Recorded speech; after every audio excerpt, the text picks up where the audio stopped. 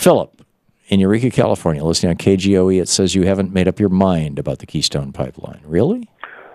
Well, my inclination is to be against it. I mean, it really is. Tell me one reason that anyone would be for it. Just one. I can't think of one.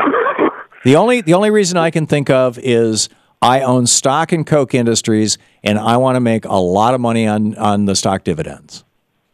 That's I live on Social Security, so I don't have stock in Koch Industries. Right, and neither do I. And so, odds are that neither one of us are going to make any money off it. So why? I can't think of any other reason that anybody would support this thing. Other than, and I said this in the last hour, I get it that there is one, maybe two unions that are supportive of this because you're looking at 2-3 years worth of construction jobs.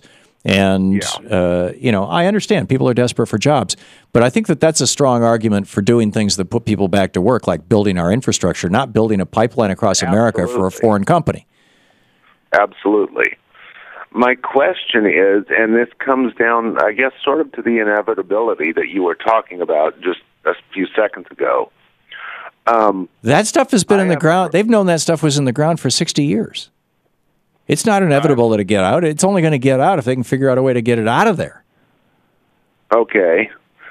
The question I have is, now this comes from people that support the pipeline, I will say that. But they're pushing this idea that the states just have to approve the pipelines. The only thing the federal government is approving is this 1 mile between the U.S. and Canada.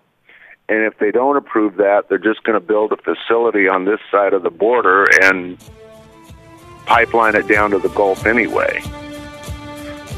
It's possible. I don't know. That if the argument has come down to that, then we're in pretty damn sad shape. I have not heard that argument, Philip. But the Koch brothers are fixing to make $100 billion off this thing, according to published reports I've seen, which seems like a lot to me.